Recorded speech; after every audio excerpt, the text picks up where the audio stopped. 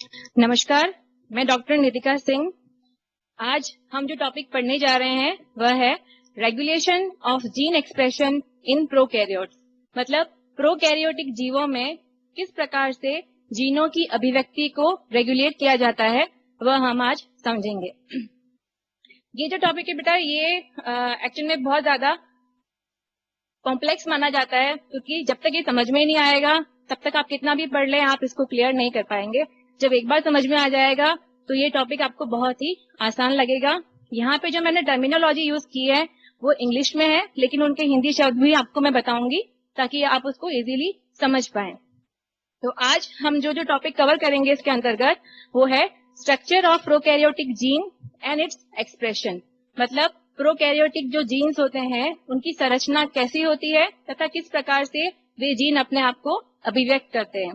दूसरी चीज हम पढ़ेंगे नेगेटिव एंड पॉजिटिव रेगुलेशन। मतलब जीनों की अभिव्यक्ति को रेगुलेट हम सकारात्मक रूप से तथा नकारात्मक रूप से किस प्रकार से कर सकते हैं वो हम पढ़ेंगे। इसके बाद हम पढ़ेंगे ओपेरॉन कंसेप्ट। आप सबने इसका नाम तो सुना होगा, इसको हम अच्छे से समझेंगे। ओपेरॉन्स दो प्रकार के होते हैं, इंड्यूसिबल एंड रिप्रेसिबल, ये हम समझेंगे।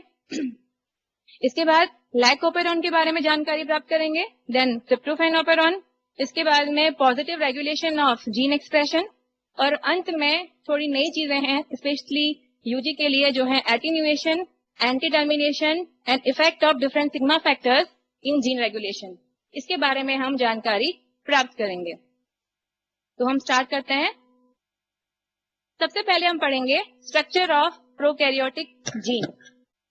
सबसे पहले जीन्स क्या होते हैं अगर हम सामान्य रूप में समझे तो डीएनए का वह भाग जो प्रोटीन का निर्माण करता है वह जीन कहलाता है। ठीक है, डीएनए का वह भाग जो प्रोटीन का निर्माण करता है वह जीन कहलाता है। प्रोकैरियोटिक जीन की बात करें तो प्रोकैरियोटिक जीन, पहली बात प्रोकैरियोटिक जीव उनकी क्या खासियत होती है, उनमें झिल्लीबद्ध कोशिकांग नहीं पाए जाते। मतलब किसी प्रकार का कोई भी केंद्रक नहीं मिलता, उसमें केंद्र का पाया जाता है। इसका मतलब उसका डीएनए कहाँ पाया जाता है, उसका डीएनए साइटोप्लाज्म या कोशिका द्रव्य में पाया जाता है। पहली चीज तो ये। दूसरी चीज, अगर हम उसके डीएनए की बात करें तो उसके डीएनए में किसी प्रकार के इंट्रॉन्स नहीं पाए जाते। आपने पढ़ा होगा यूकैरियोटिक जो जीन्स होते हैं उसमें इंट्रॉन और एक्सॉन दोनों मिलते हैं, जबकि प्रोकैरियोट्स में इंट्रॉन्स नहीं मिलते। यूकैरियोटिक जीन्स क्योंकि इसमें इंट्रॉन्स और एक्सॉन्स पाए जा रहे हैं तो इसको स्प्लिट जीन मतलब बाधित जीन, बीच बीच में बाधाएं हैं। एक्सॉन्स मतलब एक्टिव पार्ट जो कि आगे चल के प्रोटीन का निर्माण करेंगे। इंट्रॉन्स मतलब जो स्प्लाइसिंग के द्वारा बाहर निकाल दिए जाएंगे। ठीक है, तो यूकैरियोटिक जीन्स स्प्लिट जीन्स होते हैं, जबकि प्रोकैरियोटिक जीन्स में किसी प्रकार के इंट्रॉन्स नहीं मिलते और वे स्प्लिट जीन्स नहीं होते हैं। तो हमारा पहला बिंदु जो मैंने आपको बताया है कि यह साइटोप्लाज्म में मिलता है उनका जेनेटिक मटेरियल। इसके बाद में इसमें इंट्रॉन्स नहीं पाए जाते, और क्योंकि इंट्रॉन्स नहीं पाए जाते तो स्प्लाइसिंग की जरूरत भी नहीं है। स्प्लाइसिंग मतलब इंट्रॉन्स का रिमूवल, इंट्रॉन्स को हटाना। स्प्लाइसिंग नहीं होती, 5 प्राइम कैपिंग नहीं होती और पॉलीएडेनाइलेशन भी नहीं होता। ये सब यूकैरियोट्स में होता है तो इसको हम ज्यादा डिस्कस नहीं करेंगे। आपको इतना ध्यान रखना है कि ये तीनों चीजें प्रोकैरियोटिक जीनोम में नहीं पाई जाती। ओके, नेक्स्ट पॉइंट है कि ये सबसे इंपॉर्टेंट चीज है कि प्रोकैरियोटिक जीन्स एक समूह के रूप में पाए जाते हैं। देखिए मैंने क्या कहा, एक जीन से एक प्रोटीन बन रहा है तो बहुत सारे जीन्स मिलके प्रोटीन्स का निर्माण करते हैं। ठीक है, तो यूकैरियोटिक प्रोकैरियोटिक जीन्स एक समूह के रूप में पाए जाते हैं। उस जीनों के समूह को ओपेरॉन कहते हैं। इस ओपेरॉन को हम डिटेल में आगे पढ़ेंगे। तो आपको अभी इतना ध्यान रखना है कि प्रोकैरियोटिक जीन एक समूह के रूप में पाए जाते हैं जो आपस में कोऑर्डिनेशन में कार्य करते हैं, जिसे ओपेरॉन कहते हैं। इसके पश्चात है कि प्रोकैरियोटिक जीन जो होते हैं वो पॉलीसिस्ट्रॉनिक एमआरएनए का निर्माण करते हैं।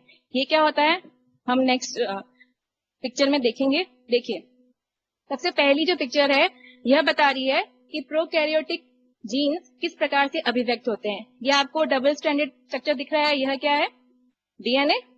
डीएनए के ऊपर जो ये रेड कलर की चीज अटैच्ड है ये क्या है, आरएनए पॉलीमरेज। डीएनए से अनुलेखन होगा या ट्रांसक्रिप्शन होगा, उसके द्वारा क्या बनेगा, आरएनए बनेगा। आरएनए का अनुवादन होगा, अनुवादन मतलब ट्रांसलेशन होगा, और उससे क्या बनेगा, प्रोटीन बनेगा। अब क्योंकि आप देख रहे हैं कि प्रोकैरियोट्स में कोई कंपार्टमेंट्स नहीं होते, मतलब न्यूक्लियस अलग से नहीं होगा, तो ट्रांसलेशन और ट्रांसक्रिप्शन दोनों एक ही जगह पर होंगे। जैसे आप देख रहे हैं यहाँ से आरएनए बना, आरएनए के बनने के साथ ही इससे प्रोटीन बनना शुरू हो गया, यहाँ पे राइबोसोम अटैच हो गया। तो ये दोनों प्रक्रियाएं अनुलेखन और अनुवादन साइमल्टेनियसली या सामंजस्य में चलती रहती है। जबकि यूकैरियोट्स, इस साइड में आप देखिए, पहली बात तो जो मैंने आपको बताया था कि इसमें एक्सॉन्स और इंट्रॉन्स दोनों पाए जाते हैं, ठीक है। तो आप देख रहे हैं एक्सॉन 1, उसके बीच में एक इंट्रॉन है, देन एक्सॉन 2। सबसे पहले क्या होगा, वैसे ही न्यूक्लियस में पाया जाता है ये। तो आपको एक कंपार्टमेंट दिख रहा है ब्लू कलर का, पर्पल, तो इसके अंदर यहाँ पे क्या है, ये न्यूक्लियस है। तो सबसे पहले इसके ऊपर आरएनए पॉलीमरेज अटैच हुआ, उसका ट्रांसक्रिप्शन हुआ और एमआरएनए का निर्माण हुआ। इस एमआरएनए को क्या बोलते हैं, प्री एमआरएनए। प्री एमआरएनए में जब स्प्लाइसिंग होती है तो इंट्रॉन वाला भाग हटा दिया जाता है और जो एमआरएनए बनता है वह कहलाता है एमआरएनए। और ये एमआरएनए फाइनली न्यूक्लियस से साइटोप्लाज्म में आता है। कोशिका द्रव्य में आप जानते हैं कि राइबोसोम पाए जाते हैं अंतःप्रदेवी जालिका के ऊपर। तो यहाँ पे राइबोसोम प्रोटीन का निर्माण करेगा। तो आप समझ रहे हैं डिफरेंस कि यहाँ पे यूकैरियोट्स में अनुलेखन और अनुवादन मतलब ट्रांसक्रिप्शन और ट्रांसलेशन एक साथ नहीं हो सकता, ये पॉसिबल ही नहीं है। जबकि प्रोकैरियोट्स में ये दोनों चीजें साथ साथ चलती है। ये मैं आपको क्यों समझा रही हूँ, क्योंकि आगे हमको ये चीज बतानी पड़ेगी कि रेगुलेशन, जब जीन का रेगुलेशन होता है तो उसमें ये चीज भी इंपॉर्टेंट है कि दोनों चीजें साथ साथ में चल रही है, ठीक है।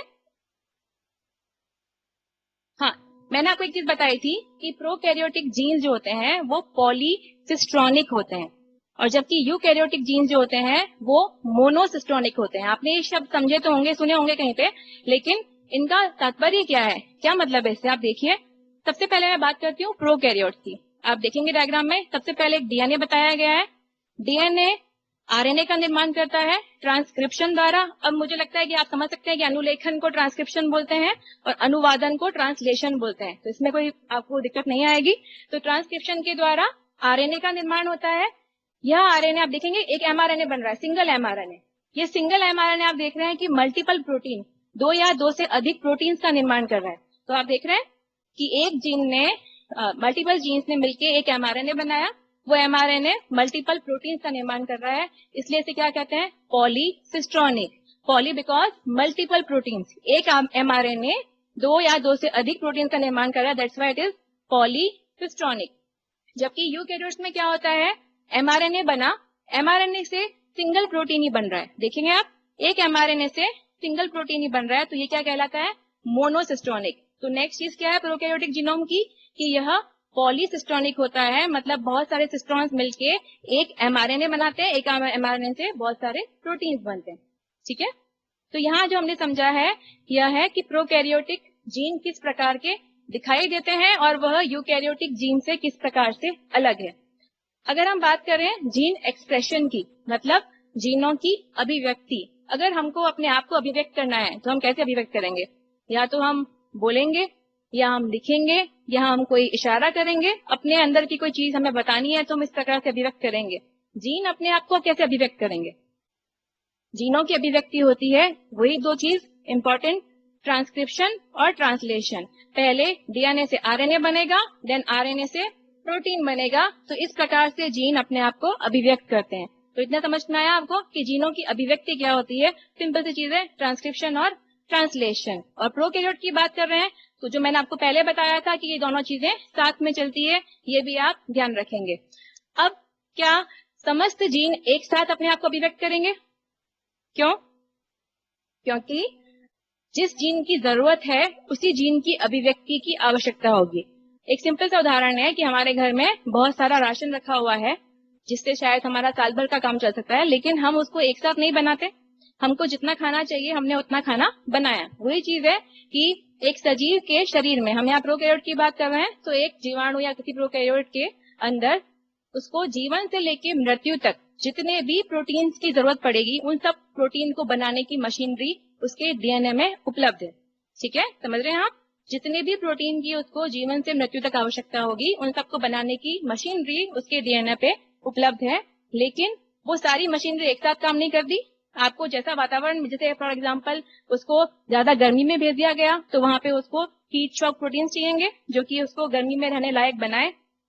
उसको भूखमरी में या स्टारवेशन में भेज दिया गया तो वहां पे अलग टाइप के प्रोटीन चाहिए। तो वह अपनी आवश्यकता के अनुसार अपने प्रोटीन्स, अपने जीन्स को स्विच ऑन और स्विच ऑफ कर सकता है, ठीक है। सिंपल सी चीज, जैसे आप किसी इलेक्ट्रिसिटी के स्विच को आप ऑन करते हैं और ऑफ करते हैं, वही चीज यहाँ पे होती है। अगर आपको जीन के उत्पाद की जरूरत है तो उसको स्विच ऑन कर लो, जीन के उत्पाद की जरूरत नहीं है तो उसको स्विच ऑफ कर लो।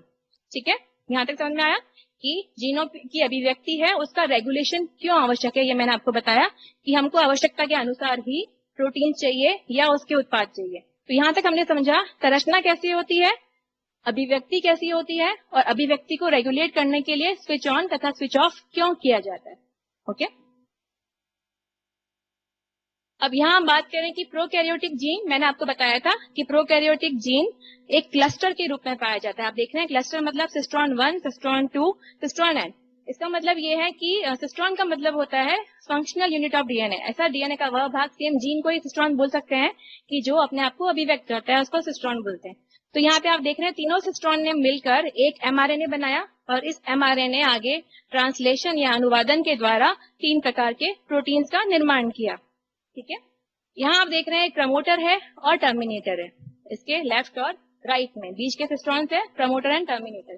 प्रमोटर वह भाग होता है जीन का जहां से ट्रांसक्रिप्शन का प्रारंभ होता है।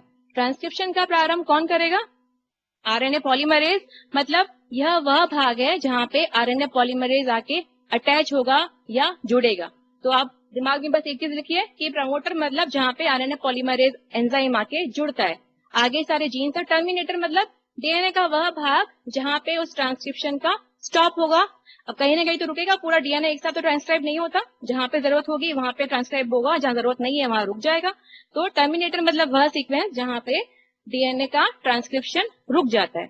यहाँ तक क्लियर है? तो इस प्रकार से एक प्रोकैरियोटिक जीन अपने आप को अभिव्यक्त करता है। अगर हम जीनों की अभिव्यक्ति के कंट्रोल की बात करें कि किस प्रकार से वह कंट्रोल होता है, तो बेसिकली कंट्रोल 2 प्रकार के होते हैं। एक होता है नेगेटिव कंट्रोल और एक होता है पॉजिटिव कंट्रोल। नेगेटिव नकारात्मक, पॉजिटिव सकारात्मक। इसको हम डिटेल में नहीं जाएंगे, आप केवल इतना याद रख लीजिए कि नेगेटिव कंट्रोल में एक रिप्रेसर प्रोटीन इन्वॉल्व होता है। रिप्रेसर मतलब सप्रेस करने वाला, दमन करने वाला, संदमन करने वाला प्रोटीन। ठीक है, तो आप समझ सकते हैं नकारात्मक का संबंध हम रिप्रेसर से करवा सकते हैं कि ऐसा रेगुलेशन जिसमें यदि कोई रिप्रेसर प्रोटीन इन्वॉल्व है तो वो क्या होगा? नेगेटिव या नकारात्मक रेगुलेशन। ठीक है, इसका उदाहरण लाइकोपेरॉन और ट्रिप्टोफेनोपेरॉन है, जो आप डिटेल में यूजी में पढ़ते हैं। उसके बाद है पॉजिटिव रेगुलेशन। पॉजिटिव रेगुलेशन में रिप्रेसर का कोई भी इन्वॉल्वमेंट नहीं होता, रिप्रेसर प्रोटीन का कोई इन्वॉल्वमेंट नहीं होता। इसमें कौन काम करेगा? इसमें एक्टिवेटर प्रोटीन काम करेगा।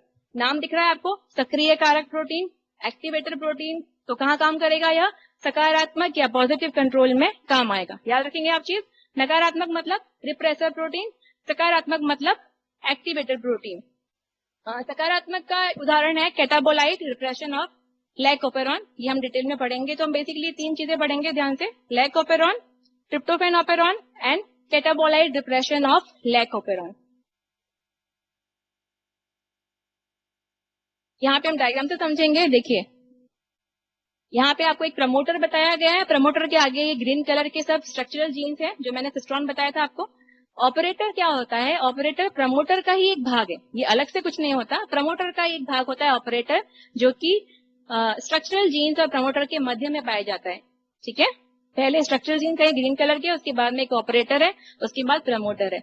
ऑपरेटर का कार्य क्या होता है कि इस पे रिप्रेसर प्रोटीन या एक्टिवेटर प्रोटीन आके बाइंड होते हैं। सिंपल, मैंने बताया था प्रमोटर पे कौन बाइंड होता है? आरएनए पॉलीमरेज, और इस पे कौन बाइंड होगा? रिप्रेसर प्रोटीन या एक्टिवेटर प्रोटीन। तो आप देखेंगे जब एक्टिवेटर प्रोटीन, बात कर रहे हैं हम पॉजिटिव या सकारात्मक रेगुलेशन की, जैसे ही कोई एक्टिवेटर प्रोटीन आके ऑपरेटर पे बाइंड हुआ तो उसकी वजह से क्या होगा? सकारात्मक प्रभाव क्या होगा किसी ओपेरॉन का, किसी जीन का, कि वह जीन अपने आप को अभिव्यक्त करेगा। सकारात्मक तो यही है, और नकारात्मक मतलब अपने आप को रोकेगा, यही चीज है। तो एक्टिवेटर जैसे ही ऑपरेटर पर बाइंड हुआ और इस जीन ने अपनी अभिव्यक्ति स्टार्ट कर दी, या एक्टिवेटर जैसे ही ऑपरेटर से हटा, इसने अपनी अभिव्यक्ति रोक दी। तो आप देख रहे हैं ट्रांसक्रिप्शन हो रहा है, यहाँ पे लिखा है नो ट्रांसक्रिप्शन, मतलब ट्रांसक्रिप्शन नहीं हो रहा है। नेक्स्ट हम बात करें नेगेटिव, तो मैंने क्या कहा था, इसमें रिप्रेसर प्रोटीन इन्वॉल्व है। तो आप देखेंगे जब ऑपरेटर पर रिप्रेसर प्रोटीन बाइंड हो गया तो क्या होगा? वह संगमन का कार्य करेगा। तो यहाँ पे क्या होगा? ट्रांसक्रिप्शन नहीं होगा। जैसे ही रिप्रेसर प्रोटीन हट गया तो यहाँ पे ट्रांसक्रिप्शन होगा। इतना समझ में आया आपको? पॉजिटिव तथा नेगेटिव, रिप्रेसर तथा एक्टिवेटर। इसके बाद हम बात करेंगे ओपेरॉन कंसेप्ट की। आप सबने सुना है ओपेरॉन कंसेप्ट? तो ओपेरॉन कंसेप्ट किसने दिया था? Jacob and Monod 1961। इन्होंने ओपेरॉन कंसेप्ट दिया था। ओपेरॉन कुछ नहीं होता, यह सिर्फ है एक जीनों का समूह या क्लस्टर ऑफ जीन। पहले हम इसकी परिभाषा देखेंगे और उसको फिर हम याद भी करेंगे यहीं पे। बहुत सिंपल सी परिभाषा आप देखेंगे। Operon is the coordinated group of genes, मतलब ओपेरॉन कोऑर्डिनेटेड जीन्स का एक ग्रुप है, एक ऐसा समूह जिसमें सारे जीन्स है और जीन आपस में कोऑर्डिनेशन में कार्य करते हैं। इतना समझ में आया? फर्स्ट पार्ट इसका ये है, which are all transcribed together, मतलब उन सब का अनुलेखन या ट्रांसक्रिप्शन एक साथ होता है, उन सारे जीन्स का ट्रांसक्रिप्शन एक साथ होता है। और थर्ड पार्ट इस डेफिनेशन का क्या है?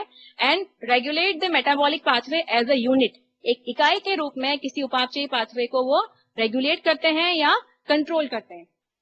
समझ में आया? तो यहाँ के 3 भाग है। पहला भाग ये है, ओपेरॉन कोऑर्डिनेटेड जीन्स का एक समूह है या फिर ऐसे जीनों का समूह है जो आपस में कोऑर्डिनेशन में कार्य करते हैं, जो एक साथ ट्रांसक्राइब होते हैं और किसी एक पर्टिकुलर मेटाबॉलिक पाथवे को एक इकाई के रूप में क्या करते हैं? कंट्रोल करते हैं। समझ पाएंगे आप? ये 3 पॉइंट है इस डेफिनेशन की, याद कर सकते हैं आराम से।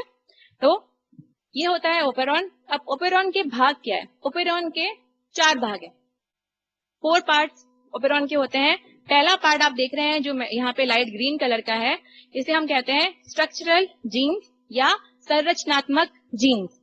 यह बेसिकली क्या होते हैं? इस ओपेरॉन के वर्कर्स है। आप जो समझ लिए एक फैक्ट्री है, फैक्ट्री में जो काम करने वाला होगा वह क्या होगा? वर्कर्स। तो बेसिकली काम क्या होता है फैक्ट्री का?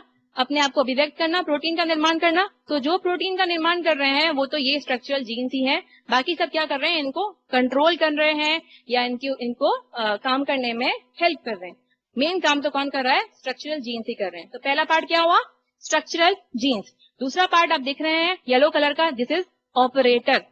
मैंने बताया था ऑपरेटर का कार्य क्या होता है? इस पे कोई प्रोटीन आके बाइंड होता है, जैसे कि रिप्रेसर प्रोटीन आके कहाँ बाइंड होगा? ऑपरेटर पे बाइंड होगा। तो यही इसका कार्य है, रिप्रेसर प्रोटीन को बाइंड करना। इसके बाद में है प्रमोटर, इसका कार्य आरएनए पॉलीमरेज एंजाइम, उसको बाइंड करना। प्रमोटर का कार्य क्या है? जहां पे आरएनए पॉलीमरेज एंजाइम वो क्या करेगा? वो डीएनए को आरएनए में परिवर्तित करेगा, ट्रांसक्रिप्शन करेगा। तो ये हो गया इसका कार्य। उसके बाद में आप देख रहे हैं रेगुलेटरी जीन लिखा हुआ है जो कि ब्लू कलर का हमें दिख रहा है।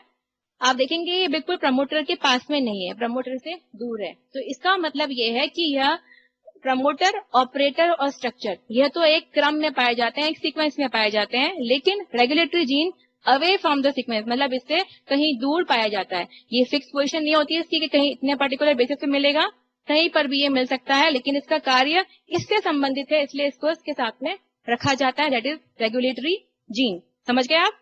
तो एक ओपेरॉन के 4 भाग है। पहला स्ट्रक्चरल जीन्स जो कि प्रोटीन का निर्माण करेंगे, दूसरा ऑपरेटर जीन जिसपे रिप्रेसर प्रोटीन बाइंड होगा, तीसरा प्रमोटर जीन जिसपे आरएनए पॉलीमरेज बाइंड होगा, and last is regulatory gene, ये क्या करेगा? रिप्रेसर प्रोटीन का निर्माण करेगा।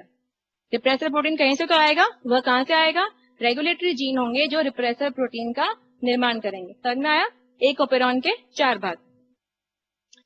तो वही चीज यहाँ बताई गई है, structural genes, promoter, operator and regulator gene. अब हम देखेंगे रिप्रेसर्स क्या होते हैं। ऐसे रिप्रेसर्स में क्या खासियत होती है कि वह किसी जीन की अभिव्यक्ति को रोक सकते हैं। तो आप रिप्रेसर एक एलोस्टेरिक प्रोटीन है। एलोस्टेरिक प्रोटीन का मतलब क्या होता है? ऐसा प्रोटीन जिसमें 2 भाग है या 2 स्थान है। उसका एक स्थान ऐसा है जो उसको डीएनए से जोड़ेगा, समझ रहे हैं, और दूसरा स्थान ऐसा है जो उसे किसी मॉलिक्यूल या किसी प्रोटीन से जोड़ेगा। तो आप देखेंगे यहाँ पे एक रेड कलर का मैंने एक संरचना बताई है जो कहलाता है रिप्रेसर प्रोटीन। दिख रहा है रेड कलर का? इसको कौन बनाएगा? Regulatory gene. मैंने आपको बताया था ओपेरॉन का 4था भाग। रेगुलेटरी जीन क्या बनाएगा? रिप्रेसर प्रोटीन बनाएगा। किसके द्वारा? अनुलेखन और अनुवादन द्वारा। वही एमआरएनए बन गया। अब ये रिप्रेसर प्रोटीन जाके कहाँ बाइंड करेगा? ऑपरेटर पे बाइंड करेगा। देख रहे हैं आप? जैसे ही ये ऑपरेटर पे बाइंड करेगा, अब आरएनए पॉलीमरेज आगे नहीं बढ़ पाएगा। क्यों? आप देख रहे हैं बीच में ऑब्स्टेकल आ गया। उसको चलने के लिए एक डीएनए फ्रेम चाहिए, तो उसको नहीं मिल पा रहा है क्योंकि ऑपरेटर पे तो एक प्रोटीन आके चिपक गया जिसका नाम था क्या? Repressor protein. समझ में आया? इस प्रकार से यह जीन की अभिव्यक्ति को रोकता है। कौन? Repressor protein. अब रिप्रेसर प्रोटीन भी 2 प्रकार का हो सकता है। एक होता है एक्टिव रिप्रेसर प्रोटीन और एक होता है इनएक्टिव रिप्रेसर प्रोटीन। यहाँ पे मैंने बताया है कि एक्टिव रिप्रेसर प्रोटीन मतलब जो सीधा है, इनएक्टिव मतलब जो मुड़ा हुआ है। सीधा तो डायरेक्टली इस वाली जगह पे फिट हो सकता है, लेकिन जो मुड़ा हुआ है यह इस वाली जगह पे फिट नहीं हो सकता। तो यहाँ पे क्या करेंगे, अगर कोई रिप्रेसर एक्टिव है, उस एक्टिव को हमको इनएक्टिव बनाना है, तो एक मॉलिक्यूल होता है, इसका नाम होता है इंड्यूसर। हम आगे पढ़ेंगे, आपको सिर्फ टर्म्स ध्यान में रखो कि रिप्रेसर क्या है, एक्टिव रिप्रेसर क्या है, इंड्यूसर क्या है। तो कोई भी रिप्रेसर जो एक्टिव है, यदि उसमें कोई इंड्यूसर मॉलिक्यूल आके जुड़ता है तो वह उसको इनएक्टिव बना देता है, जिसकी वजह से यह यहाँ पे बाइंड नहीं हो पाएगा और जीनों की अभिव्यक्ति होगी। समझ रहे हैं? क्योंकि रिप्रेसर बाइंड नहीं है, दैट मीन जीन तो अभिव्यक्त होंगे। और यदि रिप्रेसर स्वयं क्या है, इनएक्टिव, आपको दिख रहा है मुड़ा हुआ है, इसको हमको एक्टिव करना है तो हमें क्या चाहिएगा, को रिप्रेसर चाहिएगा। जब इस इनएक्टिव रिप्रेसर पे, को रिप्रेसर मतलब रिप्रेसर का सहायक, तो रिप्रेसर खुद इनएक्टिव है, जब उसमें कोई सहायक ऐड होगा तो यह क्या हो जाएगा, एक्टिव हो जाएगा। एक्टिव होने के बाद में इसकी संरचना ऐसी हो जाएगी और यह आराम से यहाँ फिट हो सकता है और यह एक्टिवली कार्य करेगा। समझ में आया? इनएक्टिव रिप्रेसर को यदि हमको एक्टिव करना है तो को रिप्रेसर चाहिए, एक्टिव रिप्रेसर को यदि इनएक्टिव करना है तो हमको क्या चाहिए, इंड्यूसर चाहिए। इसी के आधार पे ओपेरॉन को दो भागों में बांटा गया है, एक होता है इंड्यूसिबल ओपेरॉन। अब जैसे मैंने आपको बताया था कि नेगेटिव और पॉजिटिव में केवल आपको दो चीज ध्यान रखनी है कि इसके अंदर क्या इन्वॉल्व है, रिप्रेसर इन्वॉल्व है या एक्टिवेटर। तो यदि रिप्रेसर इन्वॉल्व है तो यहाँ तो नेगेटिव ही होगा। तो वैसे ही इंड्यूसिबल और रिप्रेसेबल, इसमें भी आपको एक ही चीज ध्यान रखनी है, यदि इंड्यूसर इन्वॉल्व है तो वो होगा इंड्यूसिबल। नाम में दिख रहा है इंड्यूसर इन्वॉल्व है, वो होगा इंड्यूसिबल। एंड दूसरा क्या था, को रिप्रेसर इन्वॉल्व है, तो वो होगा रिप्रेसेबल। अब इसको हम ऐसे समझेंगे, देखिए इंड्यूसिबल मतलब जो प्रेरित करने योग्य, जिसको प्रेरित किया जा सकता है, इसका हिंदी में ये बोलेंगे हम। इंड्यूसिबल मतलब जिसे इंड्यूस किया जा सकता है। इंड्यूस किसे किया जाएगा, जो ऑन है या ऑफ है। इंड्यूस करना है मतलब उसको एक्टिवेट, सक्रिय करना है। सक्रिय तो उसको करोगे ना जो खुद निष्क्रिय है। इसका मतलब जो जीन ऑफ होगा उसको हम बोलेंगे, उसको हम इंड्यूस करेंगे, उसे हम बोलते हैं इंड्यूसिबल। मतलब कोई जीन सामान्यतः ऑफ रहेगा, उसको हमको एक इंड्यूसर आएगा जो कि उसको ऑन कर देगा। यहाँ तक समझ में आया? दूसरा है रिप्रेसेबल। रिप्रेसर मतलब संदमन करने योग्य या निष्क्रिय करने योग्य। अब किस जीन को आप निष्क्रिय करेंगे, जो ऑफ होगा या ऑन होगा। जो ऑन है, जो स्वयं सक्रिय है, उसको हम निष्क्रिय कर पाएंगे। तो यहाँ पे हमने क्या किया कि यहाँ पे जो जीन है वह स्वयं सक्रिय है, कोई को रिप्रेसर आएगा जो कि उसको क्या कर देगा, संदमित कर देगा। तो ये क्या है, रिप्रेसेबल, संदमन करने योग्य। एंड इंड्यूसेबल मतलब सक्रिय करने योग्य। यहाँ तक क्लियर है? उदाहरण देख लेते हैं हम। इंड्यूसिबल ओपेरॉन का उदाहरण है लैक ओपेरॉन, सबसे कॉमन ओपेरॉन है, आप सबने पढ़ा होगा ये। और रिप्रेसेबल ओपेरॉन का उदाहरण है ट्रिप्टोफैन ओपेरॉन या टीआरपी ओपेरॉन। तो आप समझ सकते हैं लैक ओपेरॉन मतलब यह सामान्यतया स्विच ऑफ रहेगा, कोई इंड्यूसर आके इसको स्विच ऑन कर देगा। जबकि रिप्रेसेबल ट्रिप्टोफैन ओपेरॉन यह सामान्यतया स्विच ऑफ रहेगा, स्विच ऑन रहेगा और कोई को रिप्रेसर आके इसको स्विच ऑफ कर देगा। सबसे पहले हम बात करते हैं लैक ओपेरॉन की। लैक ओपेरॉन में वही 4 जीन होंगे जो मैंने आपको बताया था स्टार्टिंग में। स्ट्रक्चरल जीन कौन कौन से हैं इसमें, lac A, lac Y and lac Z. ये तीनों जीन्स मिलके एक एमआरएनए बना रहे हैं, जिसको हम क्या बोल रहे हैं, पॉलीसिस्ट्रॉनिक एमआरएनए, क्योंकि यहाँ पे एक ही एमआरएनए बन रहा है, अलग अलग नहीं बन रहा। आप देखिए, इस एक एमआरएनए से 3 प्रकार के प्रोटीन्स बन रहे हैं। ये तीनों प्रोटीन्स का कार्य क्या होता है, ये तीनों प्रोटीन्स लैक्टोज को डिग्रेड करने का या लैक्टोज को ब्रेक डाउन करने का कार्य करते हैं। ठीक है, लैक ओपेरॉन का कार्य दिमाग में डाल दीजिए कि यह लैक्टोज को ब्रेक डाउन करने का या डिग्रेड करने का कार्य करता है। इसके बाद में आपको एक येलो कलर की चीज दिख रही है यहाँ पे, दिस इज व्हाट, ऑपरेटर, जहाँ पे कौन बाइंड होगा, रिप्रेसर प्रोटीन बाइंड होगा। देखिए बेटा, हम बात कर रहे हैं नेगेटिव कंट्रोल की, क्योंकि मैं किसकी बात कर रही हूँ, रिप्रेसर प्रोटीन। आगे तो ये हम चल रहा है, अभी जो हम पढ़ रहे हैं वो क्या है, नेगेटिव कंट्रोल है।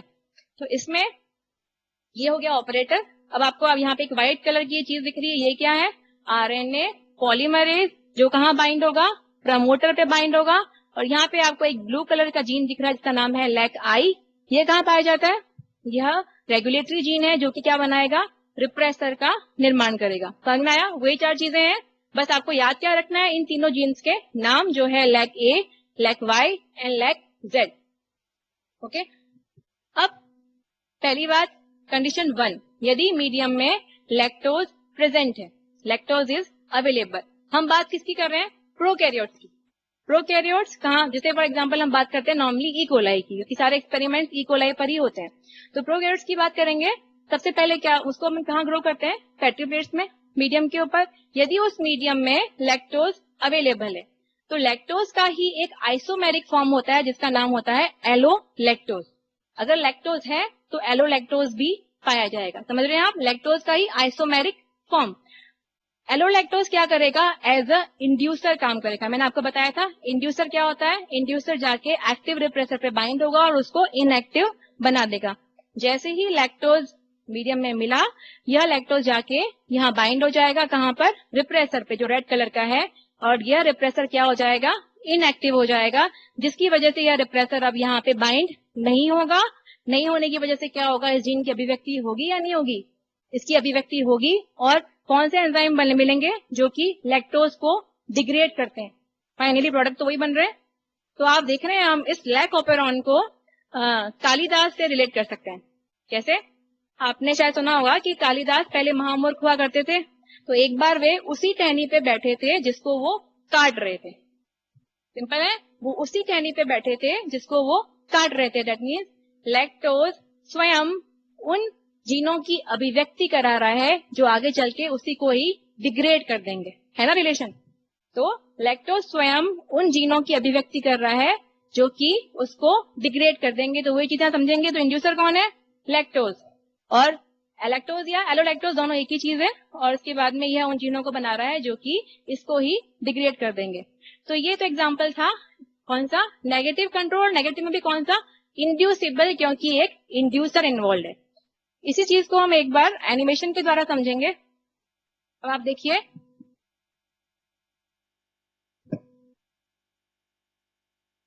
नेक्स्ट हम ले लेते हैं। सेकंड है कि लैक्टोज मीडियम में अवेलेबल नहीं है। पहला था लैक्टोज अवेलेबल है, दूसरा है लैक्टोज अवेलेबल नहीं है। यदि लैक्टोज अवेलेबल नहीं है तो क्या होगा? एलोलैक्टोज नहीं मिलेगा। एलोलैक्टोज नहीं मिलेगा तो क्या होगा? ये रिप्रेसर एक्टिव रहेगा, इनएक्टिव रहेगा? ये एक्टिव रहेगा। एक्टिव रहेगा तो कहाँ जुड़ जाएगा? जाके ये ऑपरेटर पे जुड़ जाएगा।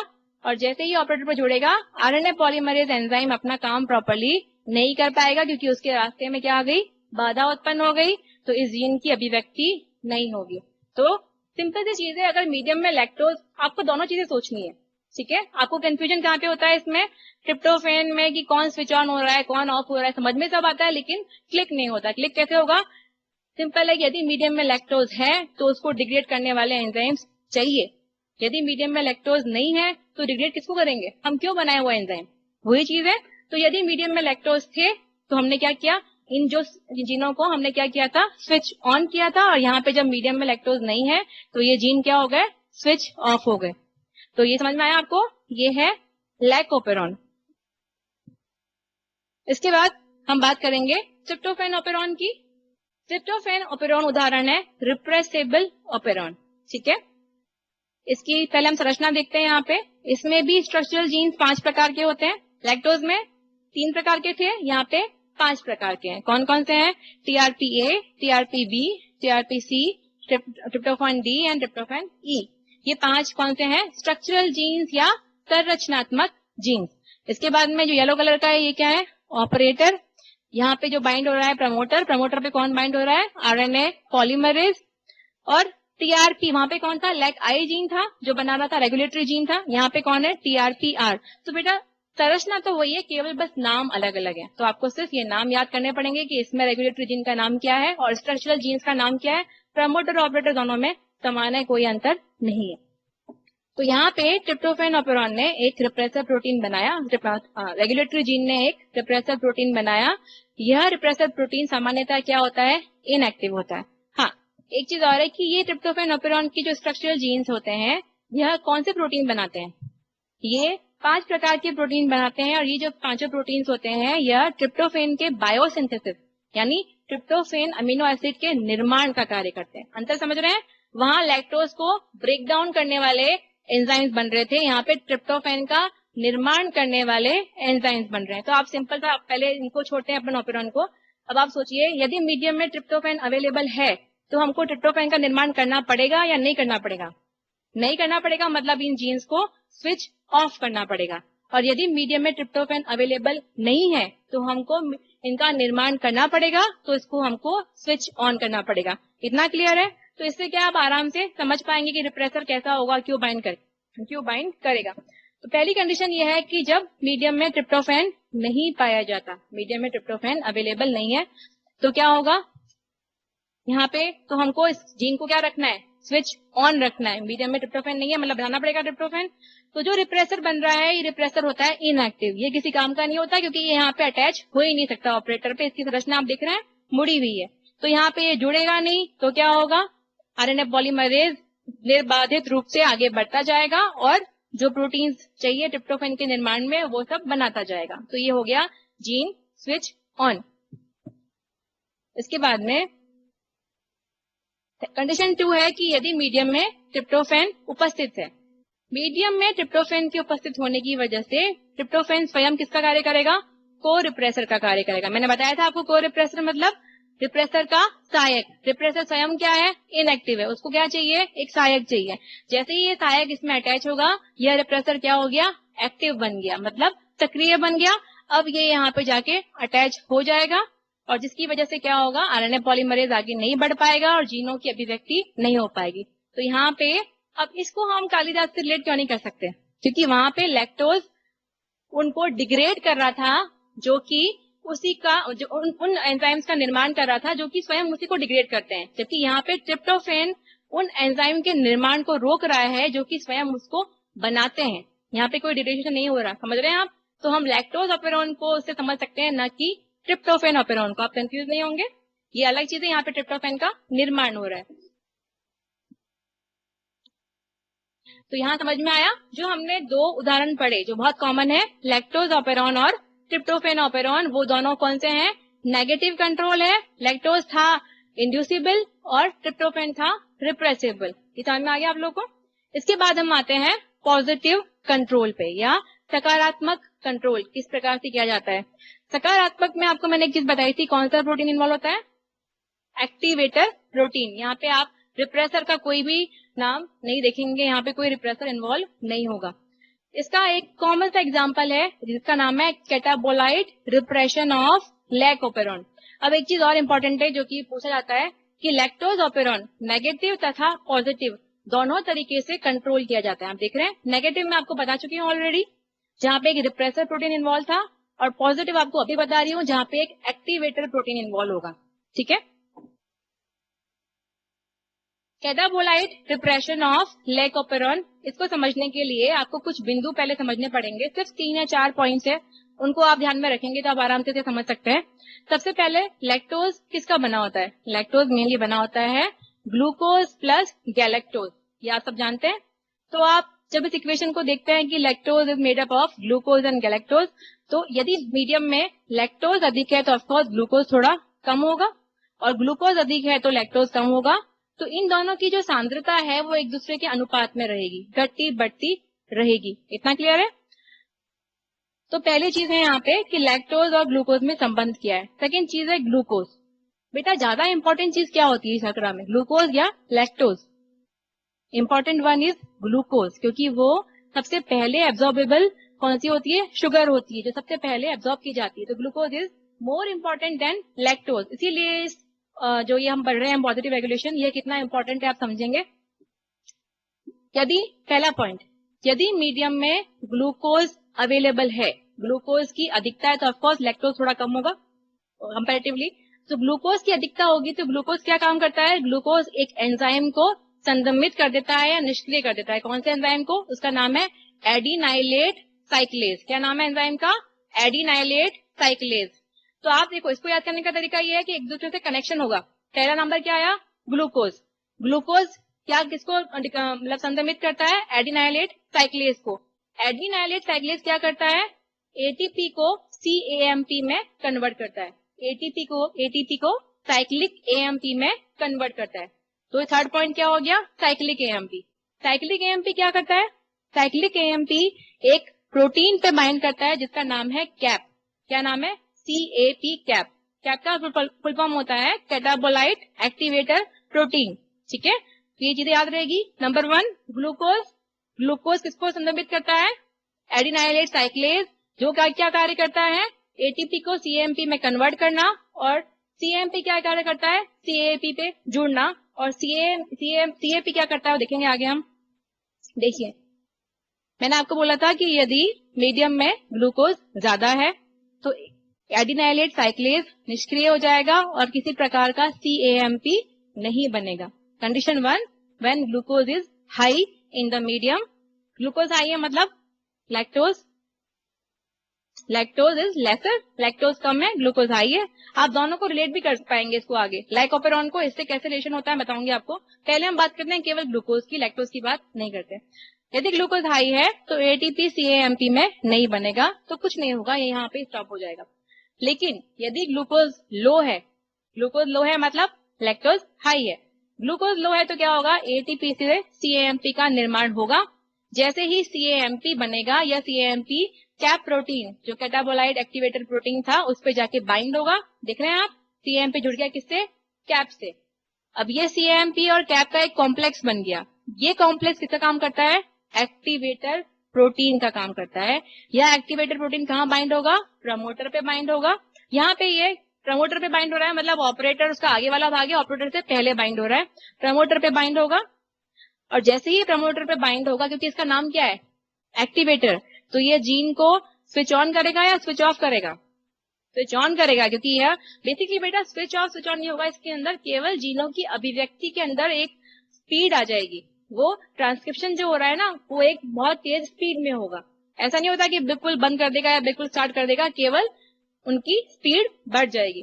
ठीक है, तो आप देखेंगे तो ये ऑपेरॉन कौन सा है? AYZ, ये तो लैग ऑपेरॉन ही है।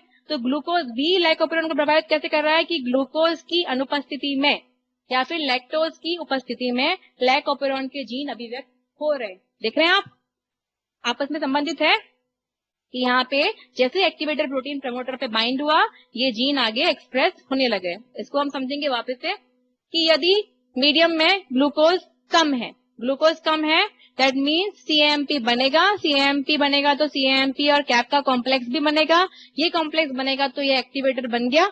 एक्टिवेटर प्रोटीन आके, हाँ एक चीज और है कि प्रमोटर पे एक पर्टिकुलर साइट होती है, उसका नाम होता है कैप साइट। प्रोटीन का नाम क्या है? कैप। जहाँ जुड़ता है डीएनए की वह भाग, मतलब प्रमोटर का वह भाग जहाँ पे कैप जुड़ता है उसको बोलते हैं कैप साइट। तो यह एक्टिवेटर प्रोटीन आके कैप साइट पे जुड़ जाएगा। कैप साइट पे जुड़ने के बाद में यह ट्रांसक्रिप्शन की रेट को हाई करेगा। आप इसको ऐसे समझ सकते हैं बेटा, आप देखेंगे ये बीच में एक आरएनए पॉलीमरेज दिख रहा है आपको। ठीक है, ये आरएनए पॉलीमरेज है। तो आप समझो कि एक्टिवेटर जो है यह इसको पुश कर रहा है कि तुम आगे बढ़ो, अपना काम जल्दी जल्दी करो। और जबकि ऑपरेटर पे आपको ध्यान है एक रिप्रेसर प्रोटीन आके बाइंड हो रहा था, वो गया था तुम यही रुक जाओ। सिंपल सी चीज है। एक्टिवेटर प्रोटीन बोल रहा है कि तुम अपना काम स्पीडी करो, पीछे से धक्का मारा है उसको एक तरीके से। और रिप्रेसर प्रोटीन क्या कर रहा था कि तुम यही रुक जाओ, क्योंकि वह इसके आगे की तरफ यहाँ जुड़ा होता है। ठीक है, समझ पा रहे हैं आप इसको? तो यदि ग्लूकोज लो है तो इस प्रकार से होगा। लेकिन यदि ग्लूकोज की कॉन्सेंट्रेशन हाई है, ग्लूकोज हाई है दैट मीन्स क्या होगा? सीएमपी का निर्माण होगा या नहीं होगा? सीएमपी का निर्माण नहीं होगा, तो कोई कैप के साथ में सीएमपी का कॉम्प्लेक्स नहीं बनेगा, कोई भी एक्टिवेटर कॉम्प्लेक्स नहीं होगा, कैप साइड पे कुछ बाइंड नहीं होगा। दैट मीन्स ट्रांसक्रिप्शन तो होगा, क्योंकि यहाँ पे कोई रिप्रेसर नहीं दिख रहा आपको, कोई रोकने वाला नहीं है, लेकिन वह उतना स्पीड में नहीं होगा जितना स्पीड में ग्लूकोज की अनुपस्थिति में हो रहा था। ठीक है, तो आप देख रहे हैं ये है कौन सा? लैग ऑपेरॉन का ही पॉजिटिव कंट्रोल, जिसको हम क्या बोलते हैं? कैटाबोलाइट रिप्रेशन ऑफ लैग ऑपेरॉन। अब इसका नाम ये क्यों रखा गया? कैटाबोलाइट मतलब एक उपापचयी पदार्थ। कौन सा है पदार्थ यहाँ पे? ग्लूकोज है ना। कैटाबोलाइट रिप्रेशन मतलब कोई पदार्थ संदमित कर रहा है किसको? लैग ऑपेरॉन को। तो ग्लूकोज स्वयं यदि उपस्थित है तो वह किसको संदमित कर रहा है? लैग ऑपेरॉन को। वही बात हुई जो नाम है कि हाई ग्लूकोज, नो एक्टिवेटर, और ट्रांसक्रिप्शन में क्या हो रहा है? संदमन हो रहा है या उसका रिप्रेशन हो रहा है। क्लियर है? तो ये लैक्टोज और ग्लूकोज की कॉन्सेंट्रेशन किस प्रकार से लैग ऑपेरॉन को रेगुलेट करती है, ये हमने समझा। तो आपको समझ में आया? Positive regulation and negative regulation. अब ये चीजें तो थी जो आप शायद पहले पढ़ चुके होंगे, लेकिन कुछ प्रोकैरियोट्स में ये 2-3 चीजें नहीं है जो आपको पढ़नी चाहिए, क्योंकि ये भी बहुत इक्वली इंपॉर्टेंट है जितना कि ग्लाइकोपेरॉन और ट्रिप्टोफैन ऑपेरॉन है। तो इसमें आप पढ़ेंगे, पहले हम पढ़ेंगे एटीन्यूएशन, दूसरा हम पढ़ेंगे एंटी टर्मिनेशन, और तीसरा हम पढ़ेंगे role of different sigma factors in gene regulation. तीनों बहुत सिंपल है, अगर समझ में आ जाए तो, नहीं तो फिर आपको दिक्कत आएगी। पहला बात है एटीन्यूएशन। एटीन्यूएशन का मीनिंग जो हिंदी में होता है उसको बोलते हैं क्षीण करना या उसको दुर्बल बनाना। ऑफकोर्स, ठीक है, एटीन्यूएशन मतलब किसी चीज को क्षीण करना या दुर्बल बनाना। अब यहाँ पे हम बात किसकी कर रहे हैं? जीनों की अभिव्यक्ति की। तो दुर्बल किसको बनाया जाएगा? जीनों की अभिव्यक्ति को दुर्बल बनाया जाएगा। तो यह ऐसी प्रक्रिया है जिसके द्वारा जीनों की अभिव्यक्ति को क्षीण किया जाता है या दुर्बल किया जाता है। तो पहले अपन इसको समझेंगे, फिर अपन इसकी डिटेल्स पढ़ेंगे। तो इसको समझने के लिए वापस से इसका उदाहरण जो है वो है ट्रिप्टोफैन ऑपेरॉन। ट्रिप्टोफैन ऑपेरॉन आप पढ़ चुके हैं पहले। वही सेम चीज है कि यहाँ पे ये 5 प्रकार के स्ट्रक्चरल जीन्स होते हैं जो कि है ए, बी, सी, डी और ई। ऑपरेटर वही सेम है, प्रमोटर भी वही है, टीआरपीआर जीन है जो कि रेगुलेटर जीन है जो कि रिप्रेसर बनाएगा। ये देखिए यहाँ पे रिप्रेसर बन गया। यहाँ पे थोड़ा शेप अलग है जो पहले बताया गया था। रिप्रेसर प्रोटीन पे ट्रिप्टोफैन आके बाइंड हुआ, जो कि क्या है, ट्रिप्टोफैन स्वयं को रिप्रेसर है, दिख रहा है आपको यहाँ पे। और यह रिप्रेसर प्रोटीन क्या हो गया, एक्टिव हो गया और यहाँ के ऑपरेटर पे बाइंड हो गया। लेकिन यहाँ पे आपको एक चीज नहीं दिख रही है, वो है ये बीच की रेड कलर की पार्ट, दिख रहा है, जो मैंने आपको वहां पे नहीं बताया था। ये जो सीक्वेंस होती है इसे बोलते हैं लीडर सीक्वेंस। क्या बोलते हैं इसे? Leader sequence. ये एक्चुअल में आपको इतनी बड़ी दिखाई गई है, ये वास्तविकता में इतनी बड़ी नहीं होती, यह इतनी छोटी होती है कि इसको ऑपरेटर के साथ में हम विजिबली नहीं दिखाते नॉर्मली। यहाँ पे हम क्यों दिखा रहे हैं? क्योंकि हमें इसे समझाना है। तो पहली बात सबसे इंपॉर्टेंट आप क्या ध्यान देंगे कि लीडर सीक्वेंस उपस्थित कहाँ पर है? लीडर सीक्वेंस उपस्थित है स्ट्रक्चरल जीन्स और ऑपरेटर जीन्स के बीच में। मतलब एक बार जब मान लो रिप्रेसर यहाँ बाइंड नहीं हुआ, आरएनए पॉलीमरेज आगे बढ़ गया, तो सबसे पहले वो किसकी अभिव्यक्ति करेगा, किसका ट्रांसक्रिप्शन करेगा? लीडर सीक्वेंस का। क्लियर है यहाँ पे? तो यहाँ पे हम इसी को आगे पढ़ेंगे। जो मैंने आपको बताई थी लीडर सीक्वेंस, डीएनए दिख रहा है यहाँ पे। डीएनए में ये जो ग्रे कलर का भाग दिख रहा है आपको, ये है leader sequence. Okay, leader sequence. Leader sequence ने सबसे पहले क्या किया? ट्रांसक्रिप्शन मैंने क्या कहा था, सबसे पहले किसका होगा? लीडर सीक्वेंस का। यहाँ पे कोई रिप्रेसर नहीं है, अपन उसको भूल जाते हैं कि यहाँ रिप्रेसर नहीं था और ट्रांसक्रिप्शन होना स्टार्ट हो गया। ट्रांसक्रिप्शन हुआ, सबसे पहले लीडर सीक्वेंस से एमआरएनए का निर्माण हुआ। आपको दिख रहा है ये एमआरएनए लिखा हुआ है यहाँ पे 5 प्राइम और 3 प्राइम, देख रहे हैं आप? इस एमआरएनए के अंदर 4 भाग है, 1, 2, 3 एंड 4। तो ये तो है लीडर सीक्वेंस। लीडर सीक्वेंस का ये बन गया एमआरएनए ट्रांसक्रिप्ट। एमआरएनए के अंदर 4 भाग है, 1, 2, 3 और 4। अब यहाँ मैंने आपको बताया था कि प्रोकैरियोट्स में क्या होता है, ट्रांसक्रिप्शन और ट्रांसलेशन साथ साथ होता है। तो जैसे ही लीडर सीक्वेंस से एमआरएनए का निर्माण हुआ और हाथों हाथ ही इसका ट्रांसक्रिप्शन होना शुरू, ट्रांसलेशन या अनुवादन होना शुरू हो गया। तो आप देख रहे हैं ये ब्लैक कलर की चीज, दिस इज व्हाट, ये क्या है? ये है पॉलीपेप्टाइड चेन। पॉलीपेप्टाइड चेन मतलब अमीनो एसिड्स की चेन। तो यहाँ पे क्या होगा कि यहाँ पे प्रोटीन का निर्माण प्रारंभ हो गया। यहाँ तक समझ में आया? क्या बताया मैंने आपको? लीडर सीक्वेंस कहाँ पाई जाती है? ऑपरेटर और स्ट्रक्चरल जीन के बीच में। लीडर सीक्वेंस से का ट्रांसक्रिप्शन होता है और क्या बनता है? एक आरएनए एमआरएनए बनता है जिसमें 4 सीक्वेंस होती है, 1, 2, 3 एंड 4। यहाँ तक क्लियर है? और हाथों हाथ ही इस सीक्वेंस का क्या शुरू हो जाता है? ट्रांसलेशन और प्रोटीन बनना शुरू हो जाता है। ये जो येलो कलर की आप चीज देख रहे हैं ये क्या है? राइबोसोम। राइबोसोम पे आप जानते हैं कि प्रोटीन का निर्माण होता है, ट्रांसलेशन होता है। यहाँ तक क्लियर है? समझ में आया डायग्राम? ठीक है। अब ये आपको जो मैंने 1, 2, 3, 4 बताई है, इनकी क्या खासियत होती है? ये आपस में पेयरिंग करके हेयर पिन लूप बनाते हैं। आप देख रहे हैं यहाँ पे 3 और 4 के बीच में एक लूप बना हुआ है, यहाँ पे 2 और 3 के बीच में एक लूप बना हुआ है, दिख रहा है आपको? ये लूप है, ये 2 और 3 के बीच में लूप है। तो लूपिंग या तो 2 और 3 के बीच में हो सकती है या फिर 3 और 4 के बीच में होती है। इतना समझ में आया? क्योंकि थोड़ा कॉम्प्लिकेटेड है, अगर आप लिंक करेंगे समझ में आएगा, अदरवाइज आपको कुछ समझ में नहीं आएगा। तो पहली चीज क्या बताई मैंने आपको?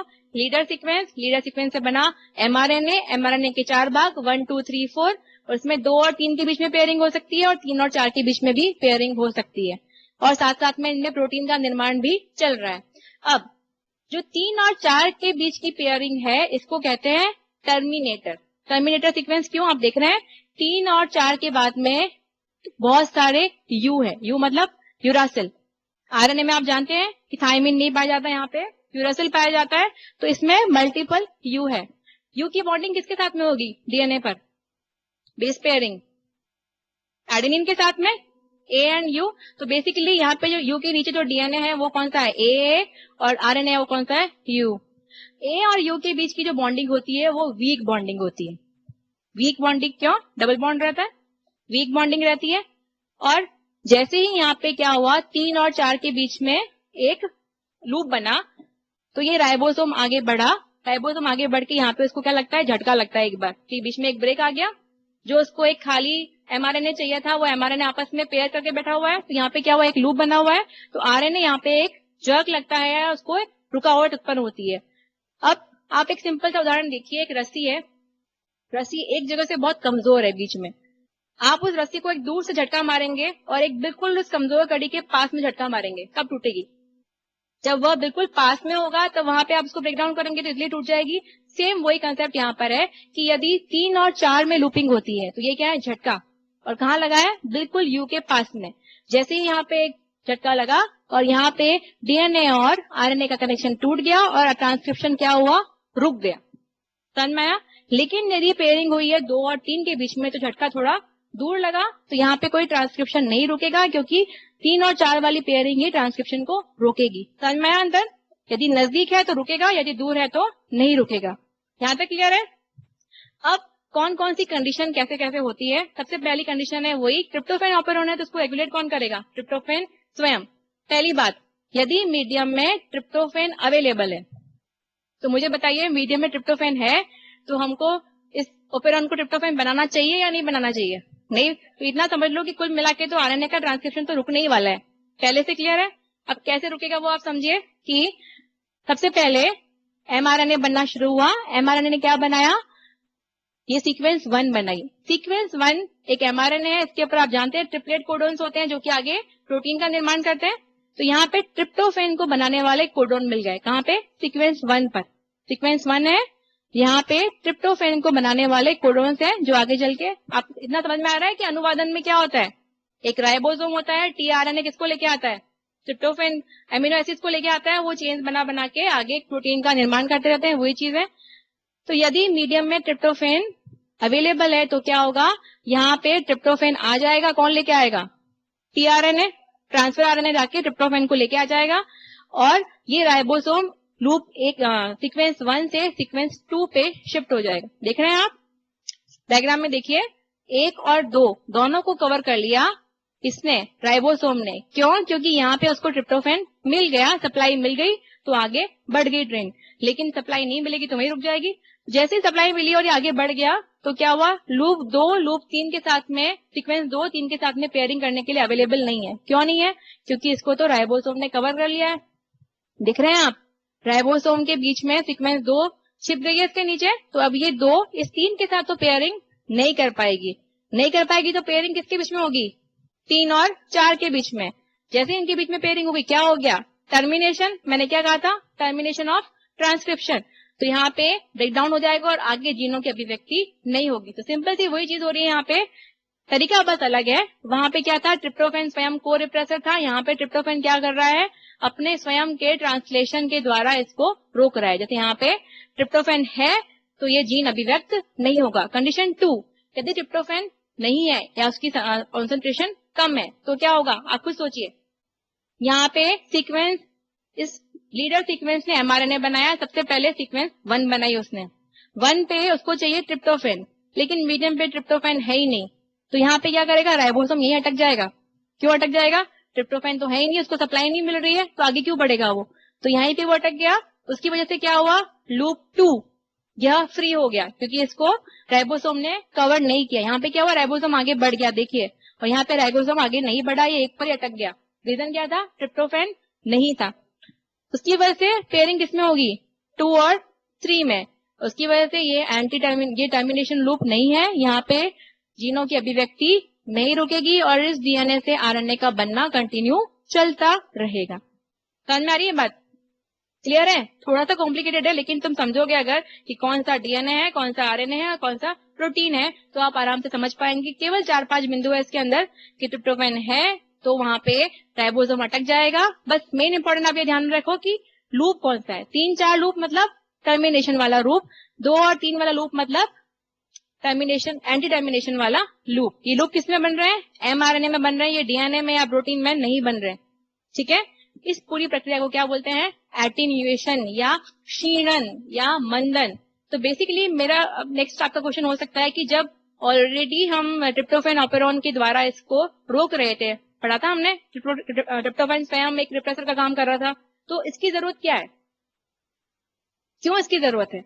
इसकी जरूरत है कि ट्रिप्टोफैन है तो सही, पर ट्रिप्टोफैन कितना रहे, उसकी कॉन्सेंट्रेशन। वो तो काम था कि ट्रिप्टोफैन है या ट्रिप्टोफैन नहीं है। यहाँ आप देख रहे हैं कि ट्रिप्टोफैन लो है या हाई है, उसकी कॉन्सेंट्रेशन अगर हमको चेंज करनी है आवश्यकता के अनुसार, तो इस वाले रेगुलेशन को कौन यूज करता है? बैक्टीरिया यूज करता है या इकोलाई यूज करता है। क्लियर है दोनों में डिफरेंस? तो यहाँ हमने क्या पढ़ा? Attenuation. And next topic is anti termination. ये वाला टॉपिक अगर हम समझें तो सिंपल सी चीज है कि एक डीएनए है, डीएनए के ऊपर आरएनए पॉलीमरेज आके बाइंड हुआ। कहाँ बाइंड हुआ? प्रमोटर पे। ओके, प्रमोटर पे बाइंड हुआ, कहाँ रुकेगा वह जाके? टर्मिनेटर पे। यहां तक क्लियर है? प्रमोटर और टर्मिनेटर के बीच में वह रन करेगा और जहां टर्मिनेटर मिलेगा तो वहां पे वह रुक जाएगा, उतना ही एमआरएनए बनाएगा। लेकिन ऐसा कुछ हो जाए कि आरएनए पॉलीमरेज अपनी याददाश्त भूल जाए, उसे याद ही नहीं कि मुझे रुकना कहाँ है, तो क्या बोलेंगे इसको? Anti termination. मतलब जहां रुकना चाहिए वहां वह नहीं रुक पाता। अब ये क्यों होता है, किस में होता है, कैसे होता है, समझ में आया? सिंपल सा फंडा तो बस यही है कि आरएनए पॉलीमरेज को जहां रुकना चाहिए वो वहां नहीं रुक पाता, उस वाले सीक्वेंस से वो आगे बढ़ जाता है और जितना एमआरएनए बनाना चाहिए था उससे अधिक एमआरएनए वो बना देता है। इसको बोलते हैं एंटी टर्मिनेशन। यह मेनली पाया जाता है लैम्डा फेज में। आपने जीवाणु भोजी पढ़े होंगे। जीवाणु भोजी एक प्रकार के वायरस होते हैं जो जीवाणु पर अटैक करते हैं।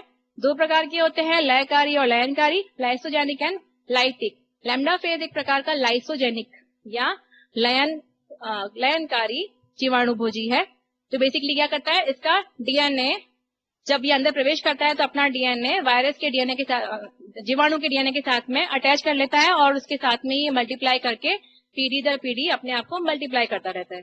ठीक है, इतना तो आप जानते हैं। तो उसी के डीएनए की हम बात कर रहे हैं, किसकी? लैम्डा फेज के डीएनए की।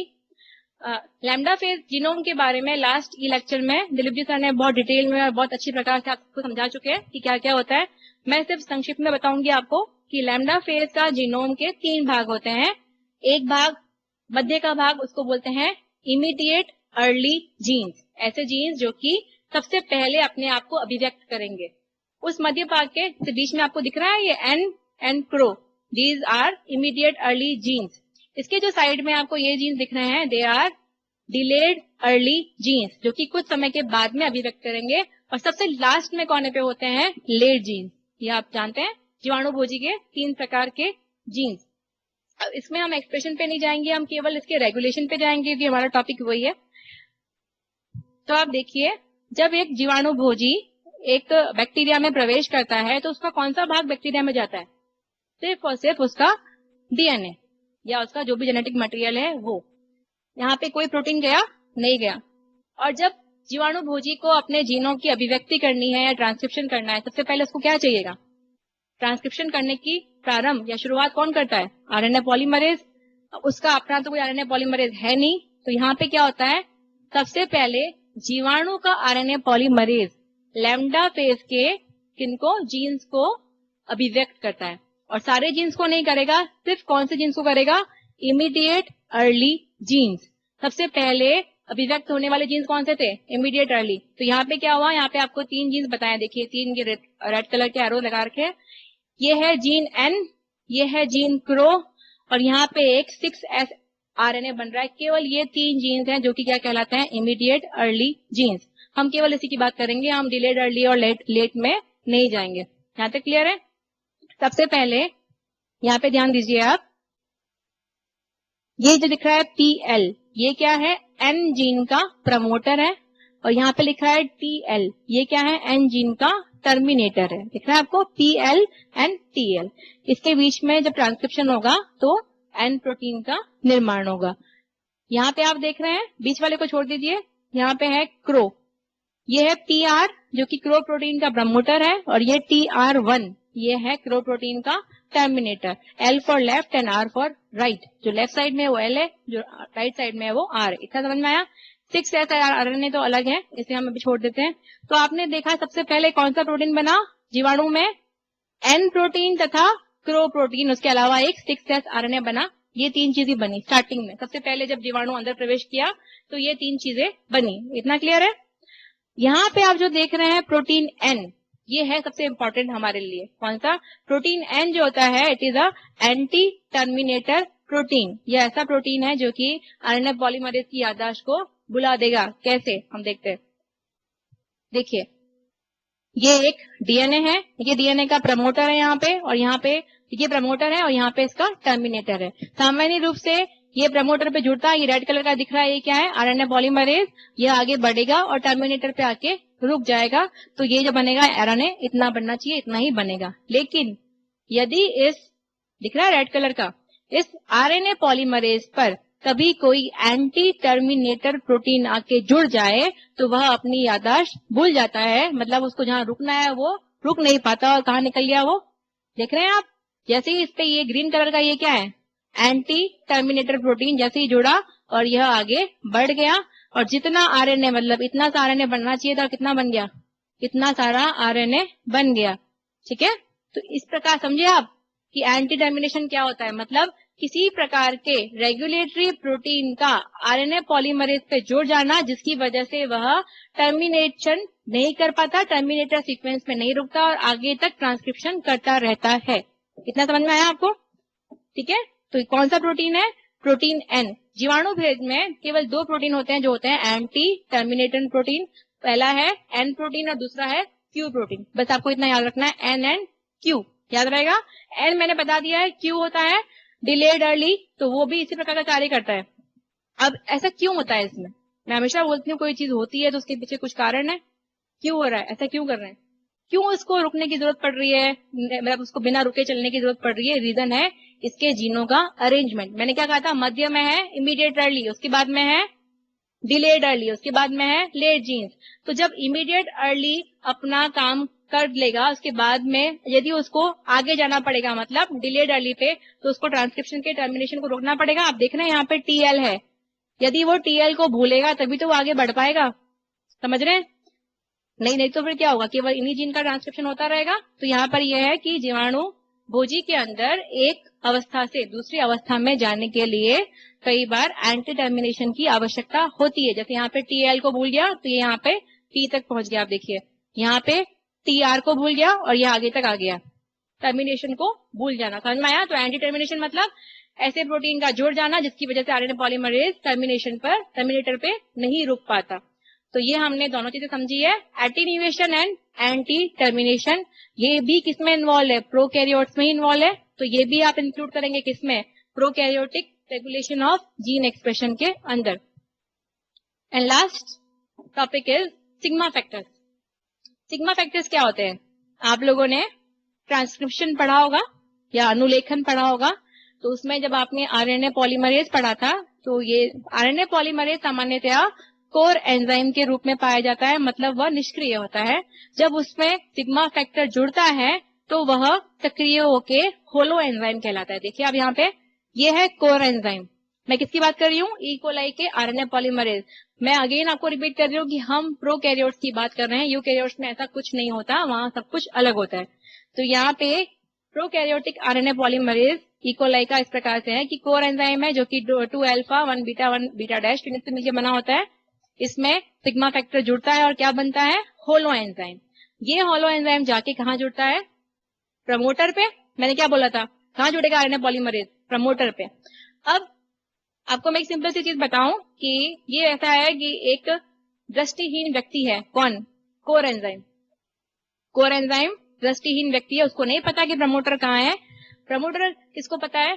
सिग्मा फैक्टर को। तो दृष्टिहीन व्यक्ति को सिग्मा फैक्टर उसका हाथ पकड़ के उसको प्रमोटर तक पहुंचाता है। जब वो अपनी जगह पे पहुंच गया, वो बोलता है कल अपना काम स्टार्ट करो, और सिग्मा फैक्टर स्वयं वहां से चला जाता है। ये पढ़ा था आपने कि सिग्मा फैक्टर केवल ट्रांसक्रिप्शन के इनिशिएशन में काम आता है, उसको आगे उसकी कोई आवश्यकता नहीं होती। ओके, तो ऐसा नहीं हो सकता कि हमको जिस जीन को अभिव्यक्त करवाना है पर्टिकुलर उस जीन को पहचानने वाला सिग्मा फैक्टर काम में ले लें। कोर एंजाइम तो कॉमन ही है, कोर एंजाइम तो सेम रहेगा, केवल सिग्मा फैक्टर जो दिख रहा है आपको ये ग्रीन कलर का, ये क्या करता है, मैंने बताया था ये सिर्फ इसको प्रमोटर तक पहुंचाने का कार्य करता है।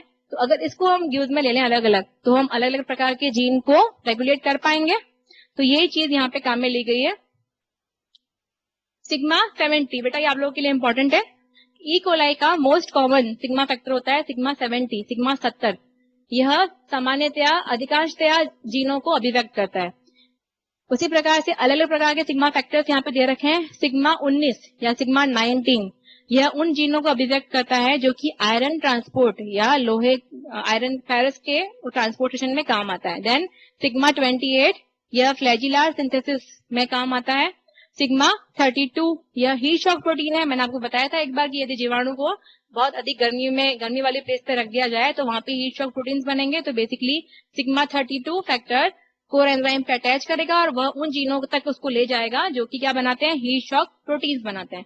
देन सिग्मा 38 यह स्टार्वेशन या जब उसको खाना नहीं मिल पाता तब ये प्रोटीन एक्सप्रेस होंगे। देन सिग्मा 54 नाइट्रोजन मेटाबॉलिज्म, जब नाइट्रोजन मीडियम में अवेलेबल है तो उसको मेटाबोलाइज करना जरूरी है, तब यह फैक्टर काम करेगा। तो आपको मेनली जो याद रखना है इसमें से सिग्मा 70 आप हमेशा याद रखेंगे। It is house keeping. House keeping मतलब हाउस कीपिंग हम बोलते हैं ना कि हमारे घर का ध्यान रखने वाला, it's called house keeping. House keeping मतलब मैक्सिमम काम को करने वाला हाउस कीपिंग है। तो मैक्सिमम काम कौन करता है, सिग्मा 70 ज्यादातर। लेकिन इसके अलावा कुछ डिफरेंट से काम होते हैं, जैसे अगर गर्मी आ गई तो सिग्मा 32, देन नाइट्रोजन मिल गया तो सिग्मा 54। तो ये कुछ टर्म्स आपको इस में याद रखने हैं। तो इस प्रकार से हमने आज विभिन्न प्रकार के मेथड्स पढ़े जिसके द्वारा हम क्या करते हैं, प्रोकैरियोटिक जीन्स का रेगुलेशन करते हैं। आई विश आपको कुछ समझ में आया होगा इस लेक्चर के द्वारा। ओके, धन्यवाद।